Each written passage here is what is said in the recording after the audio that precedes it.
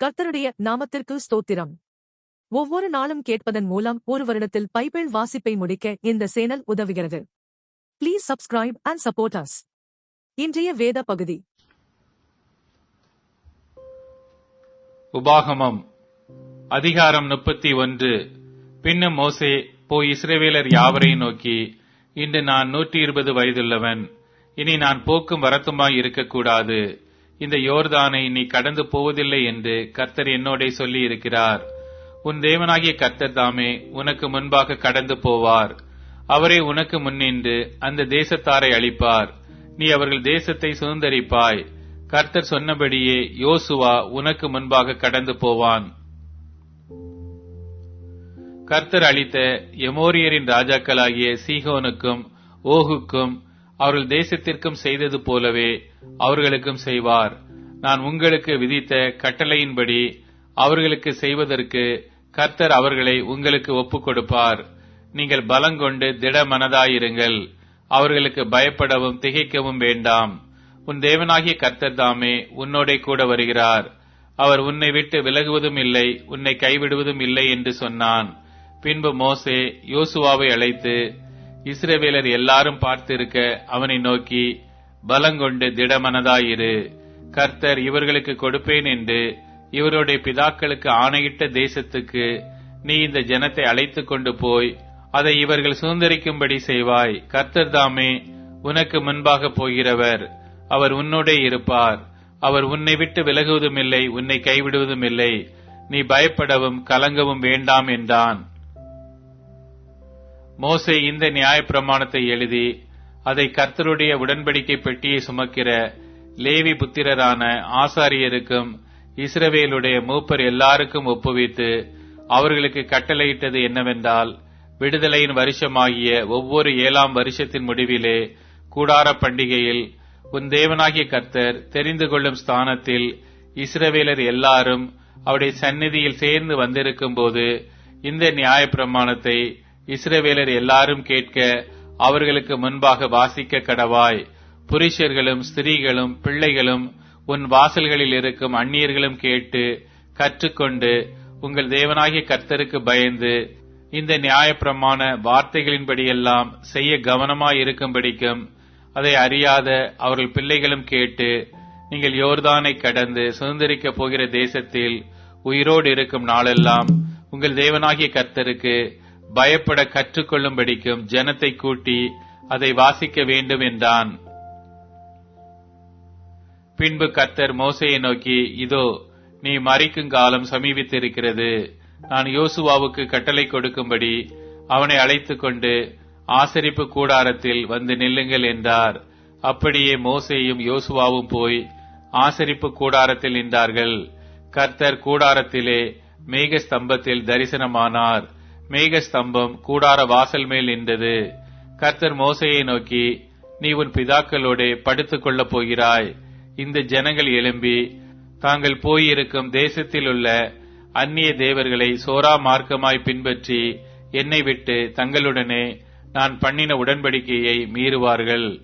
அந்நாளிலே நான் அவர்கள் மேல் கோபம் கொண்டு அவர்களை கைவிட்டு என் முகத்தை அவர்களுக்கு மறைப்பேன். அதனால் அவர்கள் பட்சிக்கப்படும்படிக்கு அநேக தீங்குகளும் இக்கட்டுகளும் அவர்களை தொடரும்.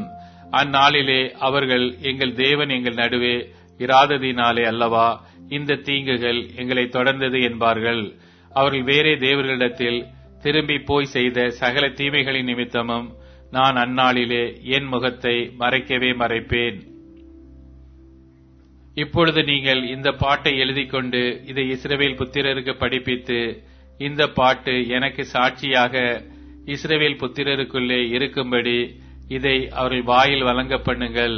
நான் அவர்கள் பிதாக்களுக்கு ஆணையிட்டு கொடுத்த பாலும் தேனும் ஓடுகிற தேசத்தில் அவர்களை பிரவேசிக்க பண்ணின பின்பு அவர்கள் புசித்து திருப்தியாகி கொழுத்து போயிருக்கும் போது அவர்கள் வேறே தேவர்களிடத்தில் திரும்பி அவர்களை சேவித்து எனக்கு கோபமூட்டி என் உடன்படிக்கையை மீறுவார்கள். அநேக தீங்குகளும் இக்கட்டுகளும் அவர்களை தொடரும் போது அவர்கள் சந்ததியாரின் வாயில் மறந்து போகாதிருக்கும் இந்த பாட்டே அவர்களுக்கு விரோதமான சாட்சி பகரும். நான் ஆணையிட்டு கொடுத்த தேசத்தில் அவர்களை பிரவேசிக்க பண்ணாதிருக்கிற இப்பொழுதே அவர்கள் கொண்டிருக்கும் எண்ணம் இன்னது என்று அறிவேன் என்றார். அன்றைக்கே மோசே அந்த பாட்டை எழுதி அதை இஸ்ரவேல் புத்திரருக்கு படிப்பித்தான். அவர் நூனின் குமாரனாகிய யோசுவாவை நோக்கி, நீ பலங்கொண்டு திடமனதாயிரு.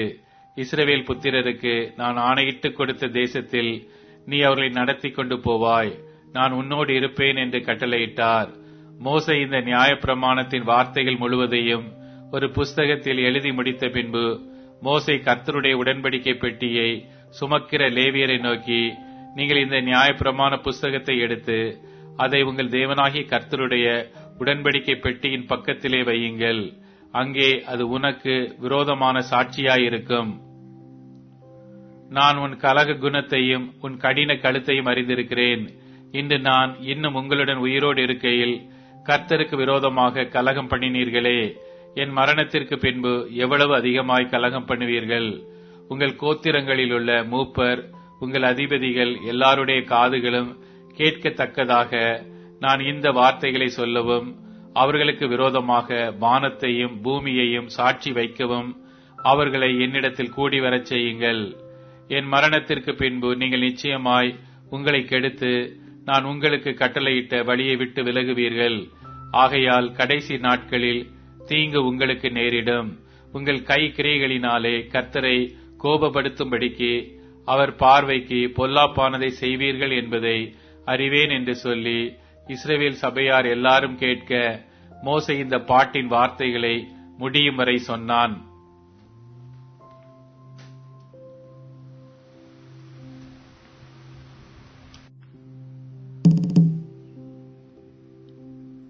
உபாகமம் அதிகாரம் 32. வானங்களே செவி கொடுங்கள், நான் பேசுவேன். பூமியே என் வாய்மொழிகளை கேட்பாயாக. மழையானது இளம் பயிரின் மேல் பொழிவது போல என் உபதேசம் பொழியும். பனித்துளிகள் புல்லின் மேல் இறங்குவது போல என் வசனம் இறங்கும். கர்த்தருடைய நாமத்தை பிரசித்தம் பண்ணுவேன். நம்முடைய தேவனுக்கு மகத்துவத்தை செலுத்துங்கள். அவர் கன்மலை, அவர் கிரியை உத்தமமானது, அவர் வழிகள் எல்லாம் நியாயம். அவர் நியாயக்கேடு இல்லாத சத்தியமுள்ள தேவன். அவர் நீதியும் செம்மையுமானவர். அவர்களோ தங்களை கெடுத்துக் கொண்டார்கள். அவர்கள் அவருடைய பிள்ளைகள் அல்ல. இதுவே அவர்கள் காரியம். அவர்கள் மாறுபாடும் தாறுமாறுமுள்ள சந்ததியார். விவேகமில்லாத மதிக்கெட்ட ஜனங்களே, இப்படியா கர்த்தருக்கு பதிலளிக்கிறீர்கள்? உன்னை ஆட்கொண்ட பிதா அவரல்லவா? உன்னை உண்டாக்கி உன்னை நிலைப்படுத்தினவர் அவரல்லவா? பூர்வ நாட்களை நினை, தலைமுறை தலைமுறையாய் சென்ற வருஷங்களை கவனித்துப் பார். உன் தகப்பனை கேள், அவன் உனக்கு அறிவிப்பான்.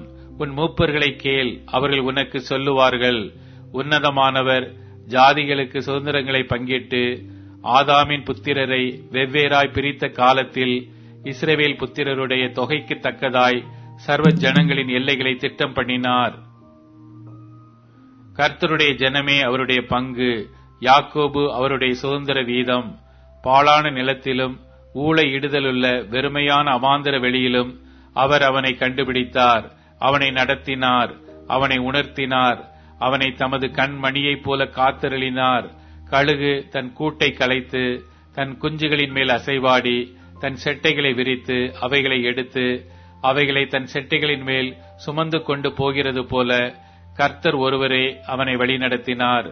அந்நிய தேவன் அவரோட இருந்ததில்லை. பூமியிலுள்ள உயர்ந்த ஸ்தானங்களின் மேல் அவனை ஏறி வர பண்ணினார். வயலில் விளையும் பலனை அவனுக்கு புசிக்க கொடுத்தார். கண் மழையிலுள்ள தேனையும் கற்பாறையிலிருந்து வடியும் எண்ணெயையும் அவன் உண்ணும்படி செய்தார். பசுவின் வெண்ணெயையும் ஆட்டின் பாலையும் பாசானில் மேயும் ஆட்டுக்குட்டிகள், ஆட்டுக்கடாக்கள், வெள்ளாட்டுக்கடாக்கள் இவைகளுடைய கொழுப்பையும் கொழுமையான கோதுமையையும் இரத்தம் போன்ற சுயமான திராட்சை ரசத்தையும் சாப்பிட்டாய். யெஷூரன் கொழுத்து போய் உதைத்தான். கொழுத்து ஸ்தூதலித்து நினம் துண்ணின போது தன்னை உண்டாக்கின தேவனை விட்டு தன் இரட்சிப்பின் கண்மலையை அசட்டை பண்ணினான். அந்நிய தேவர்களால் அவருக்கு எரிச்சலை மூட்டினார்கள். அருவருப்பானவைகளில் அவரை கோபப்படுத்தினார்கள். அவர்கள் தேவனுக்கு பலியிடவில்லை. தாங்கள் அறியாதவைகளும் தங்கள் பிதாக்கள் பயப்படாதவைகளும் நூதனமாய் தோன்றிய புது தெய்வங்களுமாகிய பேய்களுக்கே பலியிட்டார்கள். உன்னை ஜெனிப்பித்த கண்மலையை நீ நினையாமற் போனாய். உன்னை பெற்ற தேவனை மறந்தாய். கர்த்தர் அதை கண்டு தமது குமாரரும் தமது குமாரத்திகளும் தம்மை கோபப்படுத்தினது நிமித்தம் மனமடிவாகி அவர்களை புறக்கணித்து என் முகத்தை அவர்களுக்கு மறைப்பேன். அவர்களுடைய முடிவு எப்படி இருக்கும் என்று பார்ப்பேன். அவர்கள் மகா மாறுபாடுள்ள சந்ததி, உண்மையில்லாத பிள்ளைகள், தெய்வம் அல்லாதவைகளில் எனக்கு எரிச்சலை மூட்டி தங்கள் மாயைகளினால் என்னை கோபப்படுத்தினார்கள். ஆகையால் மதிக்கப்படாத ஜனங்களினால் அவர்களுக்கு எரிச்சலை உண்டாக்கி மதி கெட்ட ஜாதியினால் அவர்களை கோபப்படுத்துவேன். என் கோபத்தினால் அக்கினி பற்றிக் கொண்டது. அது தாழ்ந்த நரகம் மட்டும் எரியும். அது பூமியையும் அதன் பலனையும் அழித்து பர்வதங்களின் அஸ்திபாரங்களை வேக பண்ணும். தீங்குகளை அவர்கள் மேல் குவிப்பேன். என்னுடைய அம்புகளை எல்லாம் அவர்கள் மேல் பிரயோகிப்பேன். அவர்கள் பசியினால் வாடி எரி பந்தமான உஷ்ணத்தினாலும் கொடிய வாதையினாலும் மாண்டு போவார்கள். துஷ்ட மிருகங்களின் பற்களையும் தரையில் ஊறும் பாம்புகளின் விஷத்தையும் அவர்களுக்குள் அனுப்புவேன். வெளியிலே பட்டயமும் உள்ளே பயங்கரமும் வாலிபனையும் கண்ணியையும் குழந்தையையும் நரைத்த கிழவனையும் அளிக்கும். எங்கள் கை உயர்ந்ததென்றும் கர்த்தர் இதையெல்லாம் செய்யவில்லை என்றும் அவருடைய பகைஞர் தப்பெண்ணம் கொண்டு சொல்லுவார்கள் என்று நான் சத்துருவின் குரோதத்திற்கு அஞ்சாதிருந்தேனானால் நான் அவர்களை மூலைக்கு மூலை சிதற அடித்து மனிதருக்குள் அவருடைய பெயர் அற்றுப்போக பண்ணுவேன் என்று சொல்லி இருப்பேன். அவர்கள் யோசனை கெட்ட ஜாதி, அவர்களுக்கு உணர்வு இல்லை. அவர்கள் ஞானமடைந்து இதை உணர்ந்து தங்கள் முடிவை சிந்தித்துக் கொண்டால் நலமாயிருக்கும் என்றார். அவர்களுடைய கண்மலை அவர்களை விற்காமலும் கர்த்தர் அவர்களை ஒப்புக்கொடாமலும் இருந்தாரானால் ஒருவன் 1000 பேரை துரத்தி 2 பேர் 10,000 பேரை ஓட்டுவதெப்படி? தங்கள் கண்மலை நம்முடைய கண்மலையைப் போல் அல்ல என்று நம்முடைய சத்துருக்களை தீர்மானிக்கிறார்கள். அவர்களுடைய திராட்சை செடி சோதோமிலும் கொமோரா நிலங்களிலும் பயிரான திராட்சை செடியிலும் தாழ்ந்த ஜாதியாயிருக்கிறது. அவைகளின் பழங்கள் பித்தும் அவைகளின் குலைகள் கசப்புமாயிருக்கிறது. அவர்களுடைய திராட்சை ரசம் வலு சர்ப்பங்களின் விஷமும் விரியன் பாம்புகளின் கொடிய விஷமுமானது. இது என்னிடத்தில் வைக்கப்பட்டு என் பொக்கிஷங்களில் இது முத்திரை போடப்பட்டிருக்கிறதில்லையோ? பழி வாங்குவதும் பதிலளிப்பதும் எனக்குரியது. ஏற்ற காலத்தில் அவருடைய கால் தள்ளாடும். அவருடைய ஆபத்து நாள் சமீபமாயிருக்கிறது. அவர்களுக்கு நேரிடும் காரியங்கள் தீவிரித்து வரும். கர்த்தர் தம்முடைய ஜனங்களை நியாயம் தீர்த்து அவர்கள் பலன் போயிற்றென்றும் அடைக்கப்பட்டவர்களாவது விடுதலை பெற்றவர்களாவது ஒருவரும் இல்லை என்றும் காணும்போது தம்முடைய ஊழியக்காரர் மேல் பரிதாபப்படுவார். அப்பொழுது அவர் அவர்கள் பலியிட்ட பலிகளின் கொழுப்பை தின்று வான பலிகளின் திராட்சை ரசத்தை குடித்த அவர்களுடைய தெய்வங்களும் அவர்கள் நம்பின கண் மலையும் எங்கே? அவைகள் எழுந்து உங்களுக்கு சகாயம் பண்ணின உங்களுக்கு மறைவிடமாயிருக்கட்டும். நானே அவர். என்னோட வேறே தேவன் இல்லை என்பதை இப்பொழுது பாருங்கள்.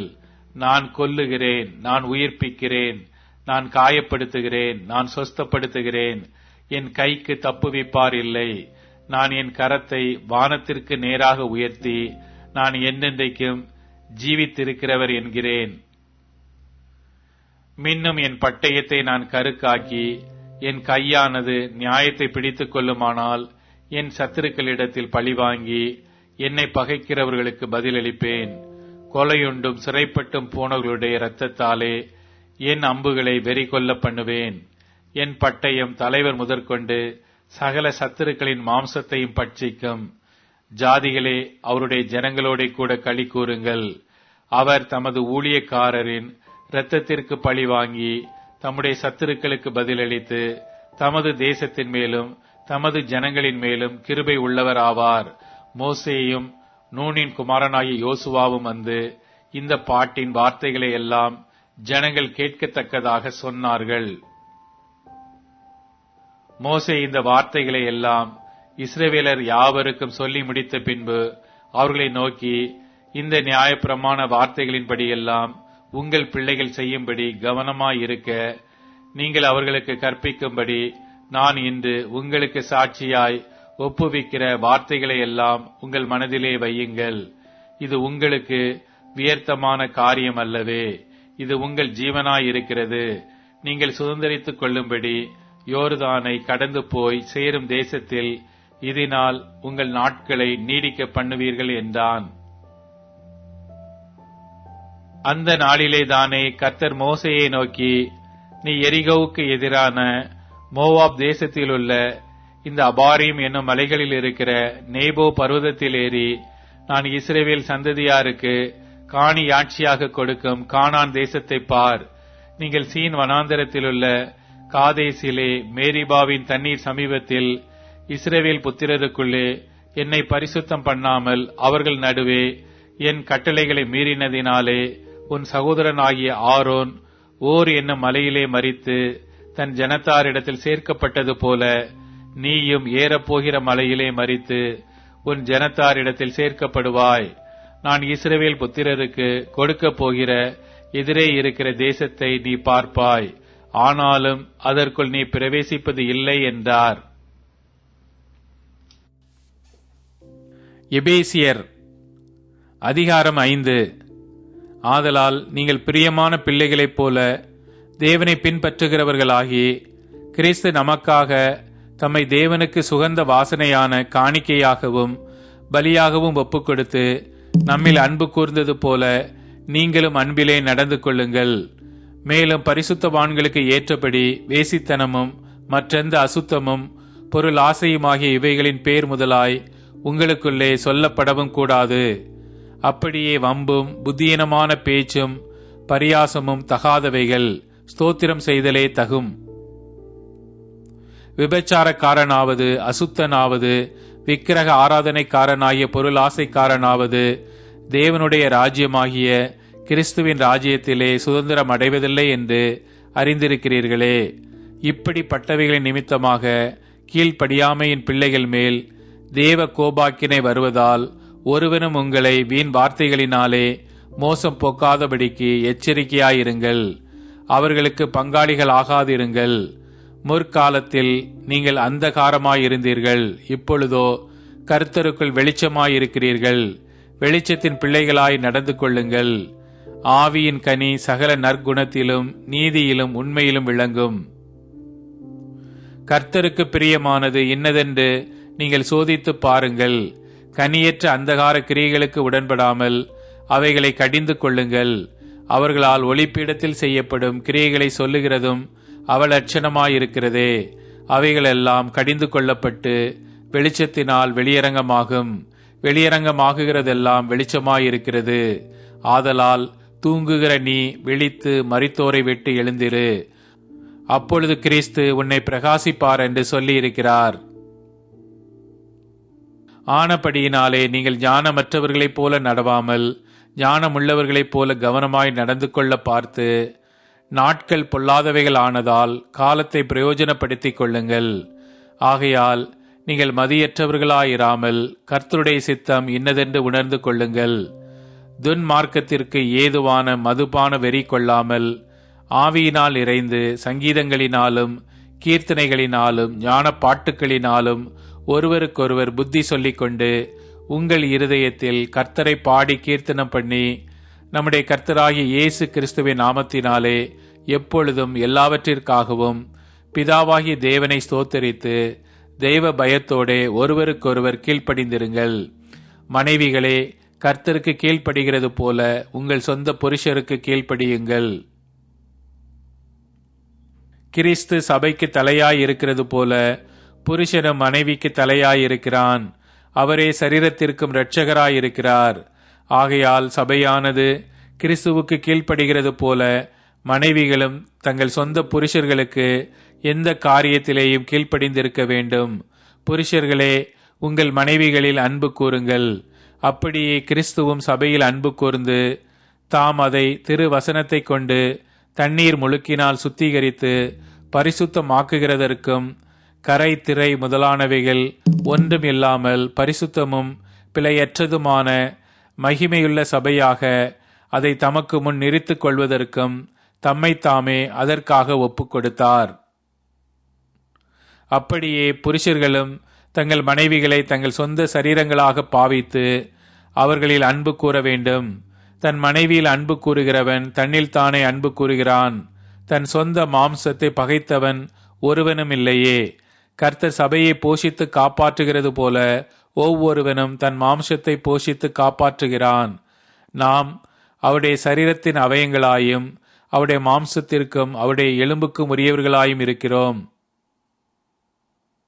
இது நிமித்தம் மனுஷன் தன் தகப்பனையும் தன் தாயையும் விட்டு தன் மனைவியுடன் இசைந்து இருவரும் ஒரே மாம்சமாயிருப்பார்கள். இந்த இரகசியம் பெரியது. நான் கிறிஸ்துவை பற்றியும் சபையை பற்றியும் சொல்லுகிறேன்.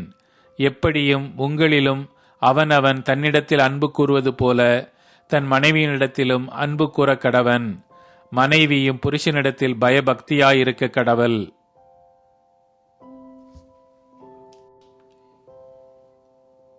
எபேசியர் அதிகாரம் 6. பிள்ளைகளே, உங்கள் பெற்றோருக்கு கர்த்தருக்குள் கீழ்ப்படியுங்கள். இது நியாயம். உனக்கு நன்மை உண்டாயிருப்பதற்கும் பூமியிலே வாழ்நாள் நீடித்திருப்பதற்கும் உன் தகப்பனையும் உன் தாயையும் கனம் பண்ணுவாயாக என்பதே வாக்குத்தத்தமுள்ள முதலாம் கற்பனையாயிருக்கிறது. பிதாக்களே, நீங்களும் உங்கள் பிள்ளைகளை கோபப்படுத்தாமல் கர்த்தருக்கேற்ற சிற்சையிலும் போதனையிலும் அவர்களை வளர்ப்பீர்களாக. வேலைக்காரரே, நீங்கள் கிறிஸ்துவுக்கு கீழ்ப்படுகிறது போல சரீரத்தின்படி உங்கள் எஜமான்களாயிருக்கிறவர்களுக்கும் பயத்தோடும் நடுக்கத்தோடும் கபடற்ற மனதோடும் கீழ்ப்படிந்து மனுஷருக்கு பிரியமாயிருக்க விரும்புகிறவர்களாக, பார்வைக்கு ஊழியம் செய்யாமல் கிறிஸ்துவின் ஊழியக்காரராக மனப்பூர்வமாய் தேவனுடைய சித்தத்தின்படி செய்யுங்கள். அடிமையானவன் ஆனாலும் சுயாதீனம் உள்ளவன் ஆனாலும் அவனவன் செய்கிற நன்மையின்படியே கர்த்தரிடத்தில் பலனை அடைவான் என்று அறிந்து மனுஷருக்கென்று ஊழியம் செய்யாமல் கர்த்தருக்கென்றே நல் மனதோடே ஊழியம் செய்யுங்கள். எஜமான்களே, அப்படியே நீங்களும் வேலைக்காரருக்கு செய்ய வேண்டியவைகளை செய்து அவர்களுக்கும் உங்களுக்கும் எஜமானானவர் பரலோகத்தில் இருக்கிறார் என்றும் அவரிடத்தில் பட்சபாதம் இல்லை என்றும் அறிந்து கடுஞ்சொல்லை விட்டு விடுங்கள். கடைசியாக என் சகோதரரே, கர்த்தரிலும் அவருடைய சத்துவத்தின் வல்லமையிலும் பலப்படுங்கள். நீங்கள் பிசாசின் தந்திரங்களோடு எதிர்த்து நிற்க திராணியுள்ளவர்கள் ஆகும்படி தேவனுடைய சர்வாயுத வர்க்கத்தையும் தரித்துக் கொள்ளுங்கள். ஏனெனில் மாம்சத்தோடும் இரத்தத்தோடும் அல்ல, துரைத்தனங்களோடும் அதிகாரங்களோடும் இப்பிரபஞ்சத்தின் அந்தகார லோகாதிபதிகளோடும் வான மண்டலங்களில் உள்ள பொல்லாத ஆவிகளின் சேனைகளோடும் நமக்கு போராட்டம் உண்டு. ஆகையால் தீங்கு நாளிலே அவைகளை நீங்கள் எதிர்க்கவும் சகலத்தையும் செய்து முடித்தவர்களாய் நிற்கவும் திராணி உள்ளவர்கள் ஆகும்படிக்கு தேவனுடைய சர்வாயுத வர்க்கத்தையும் எடுத்துக் கொள்ளுங்கள். சத்தியம் என்னும் கச்சையை உங்கள் அறையில் கட்டினவர்களாயும் நீதி என்னும் மார்க்கவசத்தை தரித்தவர்களாயும் சமாதானத்தின் சுவிசேஷத்திற்குரிய ஆயத்தம் என்னும் பாத ரட்சையை கால்களிலே தொடுத்தவர்களாயும் பொல்லாங்கனியையும் அக்கினி ஆஸ்திரங்களை எல்லாம் அவித்து போடத்தக்கதாய் எல்லாவற்றிற்கும் மேலாக விசுவாசம் என்னும் கேடகத்தை பிடித்து கொண்டவர்களாயும் நில்லுங்கள். இரட்சணியம் என்னும் தலைச்சீராவையும் தேவ வசனமாகிய ஆவியின் பட்டயத்தையும் எடுத்துக் கொள்ளுங்கள். எந்த சமயத்திலும் சகலவிதமான வேண்டுதலோடும் விண்ணப்பத்தோடும் ஆவியினாலே ஜெபம் பண்ணி அதன் பொருட்டு மிகுந்த மன உறுதியோடும் சகல பரிசுத்தவான்களுக்காகவும் பண்ணும் வேண்டுதலோடும் விழித்து கொண்டிருங்கள். சுவிசேஷத்திற்காக சங்கிலியால் கட்டப்பட்டிருக்கிற ஸ்தானாதிபதியாகிய நான் அதை பற்றி பேச வேண்டியபடி தைரியமாய் பேசத்தக்கதாக நான் தைரியமாய் என் வாயை திறந்து சுவிசேஷத்தின் ரகசியத்தை அறிவிக்கிறதற்கு வாக்கு எனக்கு கொடுக்கப்படும்படி எனக்காகவும் விண்ணப்பம் பண்ணுங்கள். அன்றியும் எனக்கு அடுத்த காரியங்களும் என் சுக செய்திகளும் உங்களுக்கு தெரிய வரும்படிக்கு அவைகளை எல்லாம் நமக்கு பிரியமான சகோதரனும் கர்த்தருக்குள் உண்மையுள்ள ஊழியக்காரனுமாயிருக்கிற தீகிக்கு உங்களுக்கு அறிவிப்பான். நீங்கள் எங்கள் செய்திகளை அறியவும் அவன் உங்கள் இருதயங்களுக்கு ஆறுதல் செய்யவும் அவனை உங்களிடத்தில் அனுப்பினேன். பிதாவாகிய தேவனாலும் கர்த்தராகிய இயேசு கிறிஸ்துவினாலும் சகோதரருக்கு சமாதானமும் விசேஷத்தோடு கூடிய அன்பும் உண்டாவதாக. நம்முடைய கர்த்தராகிய இயேசு கிறிஸ்துவினிடத்தில் அழியாத அன்புடனே அன்பு கூறுகிற யாவரோடும் கிருபை உண்டாயிருப்பதாக. ஆமேன். சங்கீதம் அதிகாரம் 93. கர்த்தர் ராஜரீகம் பண்ணுகிறார், மகத்துவத்தை அணிந்து கொண்டிருக்கிறார். கர்த்தர் பராக்கிரமத்தை அணிந்து அவர் அதை கச்சையாய் கட்டி கொண்டிருக்கிறார். ஆதலால் பூச்சக்கரம் அசையாதபடி நிலை பெற்றிருக்கிறது. உமது சிங்காசனம் பூர்வ முதல் உறுதியானது. நீர் அநாதியாயிருக்கிறீர். கர்த்தாவே, நதிகள் எழும்பின, நதிகள் இரைச்சலிட்டு எழும்பின, நதிகள் அலை திரண்டு எழும்பின. திரளான தண்ணீர்களின் இரைச்சலை பார்க்கிலும் சமுத்திரத்தின் வலிமையான அலைகளை பார்க்கிலும் கர்த்தர் உன்னதத்திலே வல்லமையுள்ளவர். உமது சாட்சிகள் மிகவும் உண்மையுள்ளவைகள். கர்த்தாவே, பரிசுத்தமானது நித்திய நாளாக உமது ஆலயத்தின் அலங்காரமாயிருக்கிறது.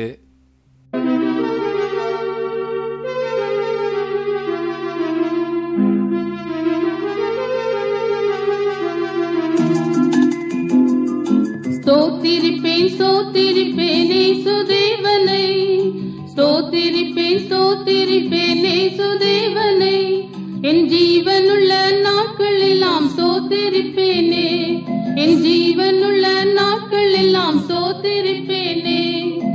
உதடுகளின் கனியாகிய ஸ்தோத்திர பலியை, உதடுகளின் கனியாகிய ஸ்தோத்திர பலியை இயேசுவின் நாமத்தினாலே செலுத்துகின்றேன் நான், இயேசுவின் நாமத்தினாலே செலுத்துகின்றேன் நான். ஸ்தோத்திரிப்பேன் ஸ்தோத்திரிப்பேன் இயேசுதேவனை, ஸ்தோத்திரிப்பேன் ஸ்தோத்திரிப்பேன் இயேசுதேவனை. என் ஜீவனுள்ள நாட்கள் எல்லாம் ஸ்தோத்திரிப்பேனே, என் ஜீவனுள்ள நாட்கள் எல்லாம் ஸ்தோத்திரிப்பேனே. பாவக்கரை நீங்க என்னை முற்றிலுமாக, பாவக்கரை நீங்க என்னை முற்றிலுமாக சுத்தமுள்ள இரத்தத்திற்குள் தோய்த்ததினாலே, சுத்தமுள்ள இரத்தத்திற்குள் தோய்த்ததினாலே. ஸ்தோத்திரிப்பேன் ஸ்தோத்திரிப்பேன் இயேசுதேவனை, ஸ்தோத்திரிப்பேன் ஸ்தோத்திரிப்பேன் இயேசுதேவனை. என் ஜீவனுள்ள நாட்கள் எல்லாம் ஸ்தோத்திரிப்பேனே, என் ஜீவனுள்ள நாட்கள் எல்லாம் ஸ்தோத்திரிப்பேனே. என்னுடைய நோய்களை காயங்களாலே, என்னுடைய நோய்களை காயங்களாலே என்றைக்குமாய் தீர்த்ததினால் ஸ்தோத்திரிப்பேன் நான், என்றைக்குமாய் தீர்த்ததினால் ஸ்தோத்திரிப்பேன் நான். ஸ்தோத்திரிப்பேன் ஸ்தோத்திரிப்பேன் இயேசுதேவனை, ஸ்தோத்திரிப்பேன் ஸ்தோத்திரிப்பேன் இயேசுதேவனை. என் ஜீவனுள்ள நாட்கள் எல்லாம் ஸ்தோத்திரிப்பேனே, என் ஜீவனுள்ள நாட்கள் எல்லாம் ஸ்தோத்திரிப்பேனே.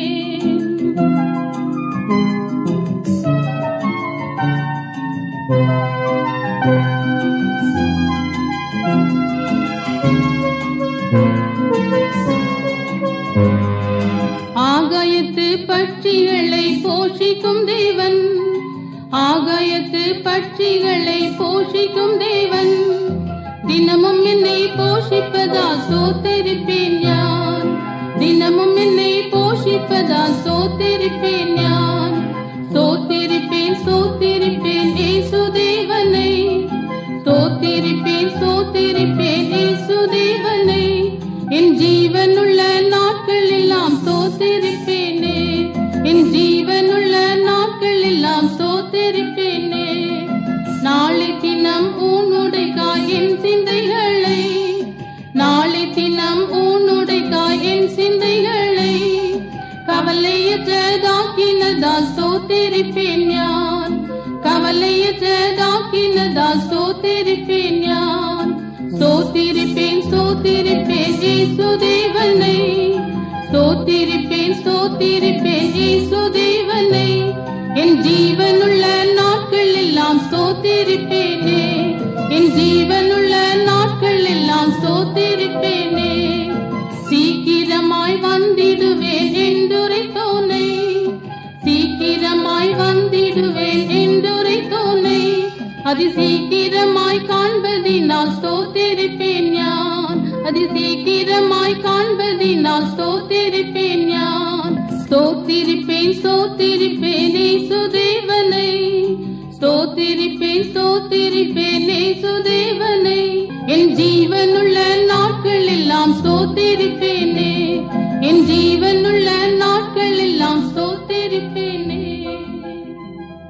இப்போது tune in, Spotify, Amazon music மற்றும் யூடியூப் மியூசிக் ஆகியவற்றில் நமது பைபிள் 365 சேனல் கிடைக்கிறது. ஃபாலோ பண்ணுங்க.